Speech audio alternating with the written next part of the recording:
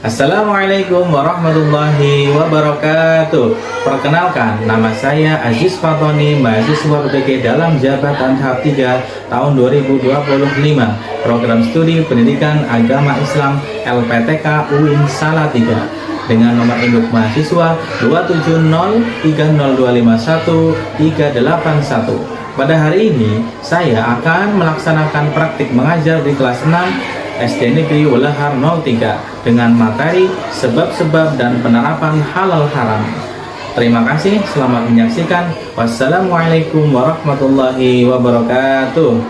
Assalamualaikum warahmatullahi wabarakatuh. Waalaikumsalam warahmatullahi wabarakatuh.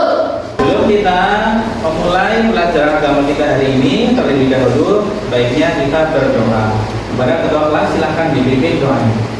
Siap, berdoa dimulai. Bismillahirrahmanirrahim. Tuh, gimana kabar kalian hari ini, sehat? Sehat. Coba Pak Guru absensi ya. Afifah Widyawati, Arjuna Akilal Dias, Arka Piasa. Hadir. Berarti hari ini hadir semua. Alhamdulillah. Tabung 4, Konsentrasi. tabung 5. Siap belajar. Iya. Kita menyanyikan lagu wajib, yaitu Satu Nusa Satu Bangsa. Supaya menumbuhkan jiwa-jiwa nasionalisme yang ada di dalam diri kita. Kan semuanya berdiri ya. Silakan duduk kembali. Di sini ada pepatah mengatakan la yunalul ilmu bi rohatil jismi, yang artinya ilmu itu tidak bisa didapatkan dari badan yang santai. Jadi kalau kita mau mendapatkan banyak ilmu, mau menjadi orang yang cerdas dan pintar, ya tidak bisa kita bermalas-malas. Kemudian Pak Guru mau tanya, kemarin kita sudah belajar tentang apa ya? Pengertian halal dan haram. Ya, berarti halal itu sesuatu yang diperbolehkan untuk kalau yang haram sesuatu yang ya.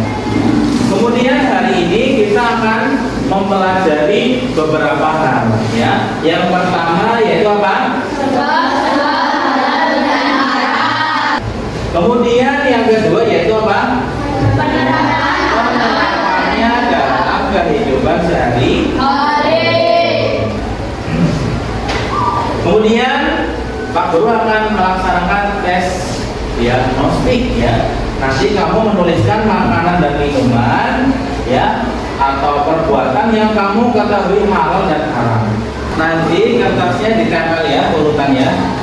Yang halal kamu tempel sini, yang haram ditempel di sebelah sini.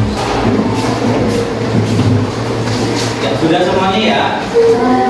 Sate kambing, ya, kemudian sate ayam, coba yang haram ya, coba darah ayam, daging babi.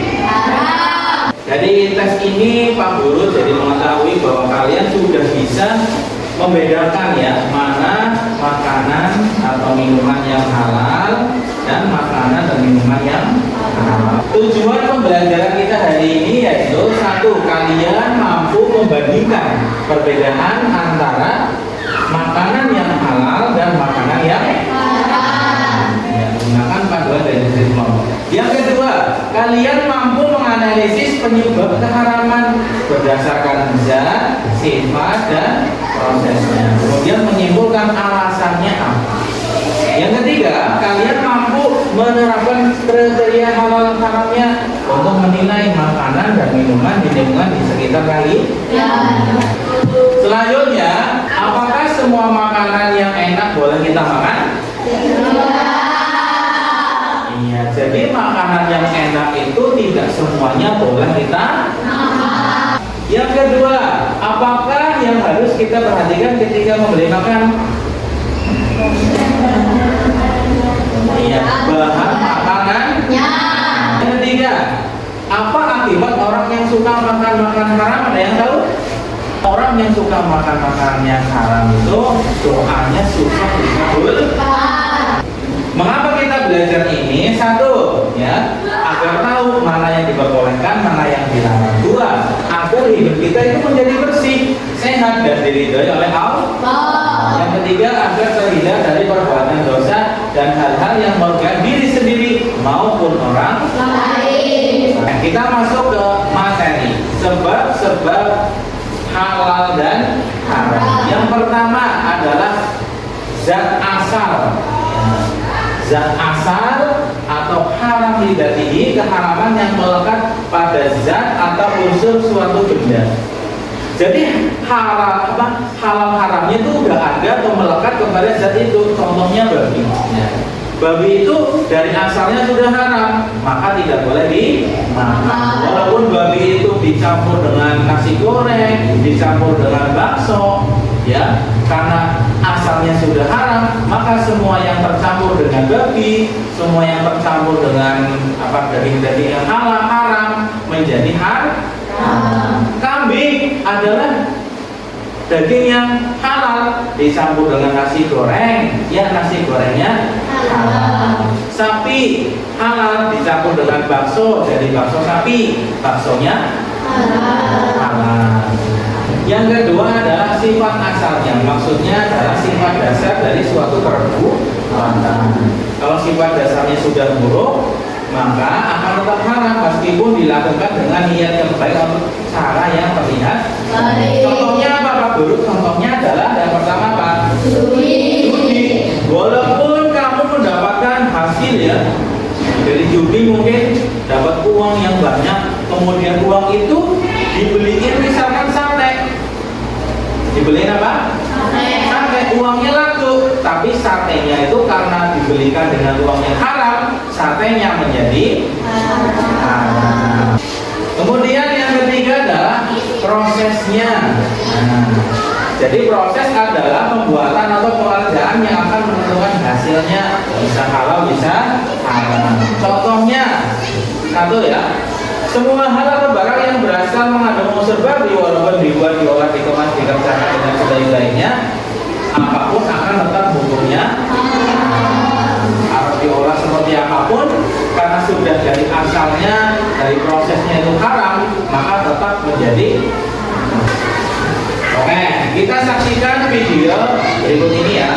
Jadi kalau kita makan makanan yang jelas halal, insya Allah hidup kita lebih berkah kan? Nah, betul sekali Putra, karena makanan yang halal membawa keberkahan, baik untuk tubuh maupun untuk hati kita loh.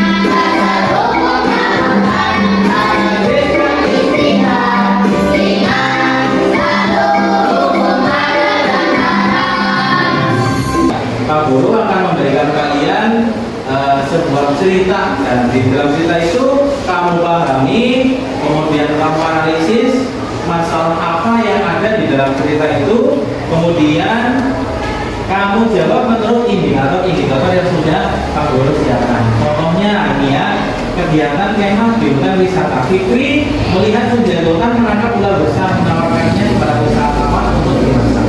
Teman-teman Fikri penasaran, namun guru pendidikan agama Islam mereka segera menjelaskan bahwa ular itu adalah termasuk hewan yang buas dan bertaring, sehingga haram dimakan. Pak Guru memberi nasihat kepada kita agar belajar untuk selalu berhati-hati ketika memilih makanan. tabel analisisnya, misalkan nomor 1 tokoh, kamu cari tokoh yang ada di ceritanya itu siapa saja. Ada Fikri, teman-teman Fikri, guru agamanya, kemudian penjaga Hutan. kemudian permasalahan apa yang ada di dalam kisah ini. Contohnya, penjaga menawarkan kepada Fikri dan teman-temannya daging ular agar Masak.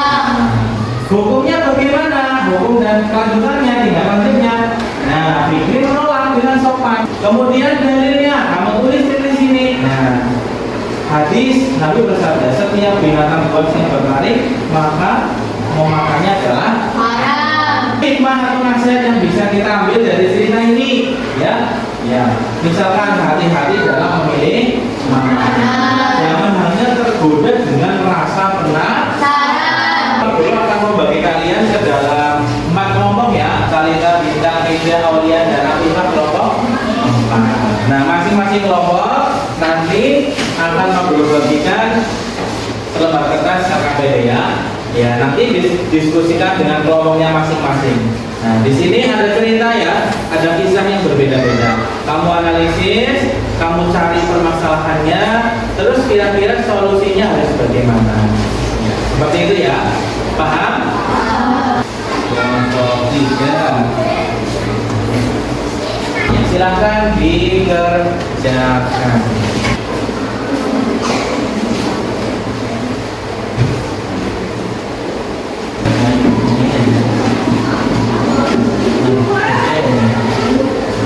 Kelompok 1 sudah? Sudah. Sekarang tinggal mempresentasikan hasil diskusi masing-masing kelompok ya. Assalamualaikum warahmatullahi wabarakatuh. Teman-teman, kami ingin mempresentasikan hasil diskusi kami. Riko membeli bakso. Riko mendengar penjual bakso yang viral di media sosial dan Riko pada hari Minggu membeli bakso yang harganya sangat murah dan enak, hanya Rp10.000 per porsinya. Yang itu Riko membeli 5 porsi untuk dibawa pulang. Setelah pulang, ibunya membaca pengumuman dari dinas kesehatan. Penjual bakso itu diduga kedapatan mencampur daging babi agar lebih kenyal dan enak. Ibunya kemudian menasehati agar sebelum membeli atau memakan sesuatu kita harus memastikan bahan dan prosesnya halal agar terhindar dari makanan haram. Riko pun membuang bakso tersebut dan bertekad akan lebih hati-hati memilih makanan. Setelah memahami cerita di atas, kita dapat membuat analisis sebagai berikut. Tokoh Riko, penjual bakso, ibunya Riko. Permasalahan, Riko membeli bakso yang dicampur dengan daging babi. Hukum dan tindak lanjut, Riko pun membuang bakso tersebut dan bertekad akan lebih hati-hati memilih makanan. Dalil, surah Al-Maidah ayat 3 yang artinya diharamkan bagimu makan bangkai, darah, daging babi, daging hewan yang disembelih atas nama selain Allah. Hukum hikmah atau nasihat. Hal yang bisa kita ambil dari kisah di atas yaitu sebelum membeli makanan kita harus memastikan bahan dan prosesnya halal agar terhindar dari makanan haram. Assalamualaikum Warahmatullahi wabarakatuh. Ya, tepuk tangan untuk kelompok 1 namanya. Assalamualaikum warahmatullahi wabarakatuh. Waalaikumsalam warahmatullahi wabarakatuh. Teman-teman, kami ingin mempresentasikan hasil diskusi kami. Suatu hari, kelaparan dan dia melihat ada pohon jambu di tetangganya yang sedang berbuah. Fikri memetik beberapa jambu dari kebun tetangganya tanpa izin. Dia bermaksud memakannya dan memberikan sebagian jambu itu kepada anak-anak di masjid agar dianggap dermawan. Namun, ustaz yang melihatnya kelihatannya dari mami begitu kasar. Setelahnya dia mengaku bahwa dia mengambil tanpa izin. Ustaz pun memberi nasihat bahwa sedekah tidak akan berguna jika berasal dari barang yang haram atau membayar keselian. Dia pun menyesal dan memberi segera meminta maaf kepada tetangganya.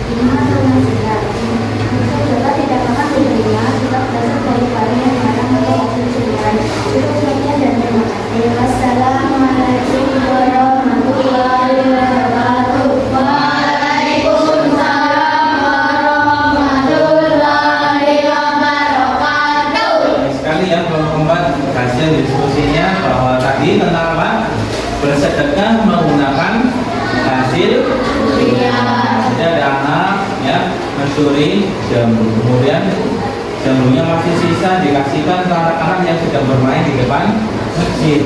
Nah, tiba-tiba ustaznya itu tanya, ini jambu dari mana? Nah, kemudian dia ngaku bahwa jambu itu hasil mencuri dari tetangga. Nah, kemudian Pak Ustaz bilang tidak boleh atau haram hukumnya bersedekah menggunakan barang curi. Seperti itu ya, paham sampai sini? Ada pertanyaan dari kelompok 1, 2, 3? Tidak. Oke, kita beri tepuk tangan untuk kelompok 4 ya.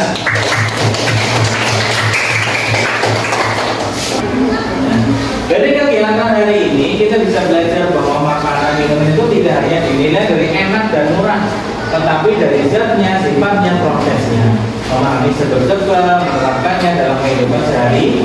Kita dapat pilih makanan yang halal baik ya, untuk tumbuh menumbuhkan sikap jujur, hati-hati, peduli, menjalankan ajaran Islam penuh kesadaran. Semoga ilmu ini bisa kita lebih bijak dalam memilih makanan. Nah, selanjutnya Pak Guru ingin memberikan soal ya, asesmen ya. Ini silakan akan Guru bagian satu-satu, kamu kerjakannya.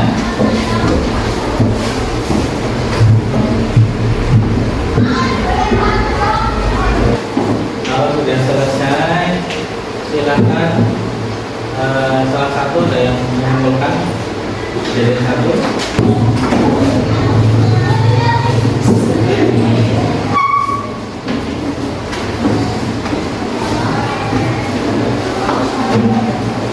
Bisa mengerjakan? Selanjutnya kesimpulannya, sebab-sebab halal ada 3, yaitu berdasarkan apa? Yang kedua berdasarkan yang ketiga berdasarkan proses. Dengan penerapannya juga sama, ada 3, yaitu penerapan penerapan perilaku, dan penerapan konsumsi. Nah, kemudian apa yang sudah kita pelajari pada pertemuan ini, yaitu tentang apa tadi? Halal dan penerapannya dalam kehidupan sehari-hari. Terus mengapa kita harus belajar tentang sebab-sebab hal-hal dan penerapannya? Supaya apa? Supaya kita terhindar dari memakan makanan yang dilarang. Apa manfaat mempelajari halal dan haram? Ya, manfaatnya apa? Supaya kita menjadi manusia yang bertakwa kepada Allah. Setiap perintahnya kita laksanakan dan setiap larangannya kita jauhkan.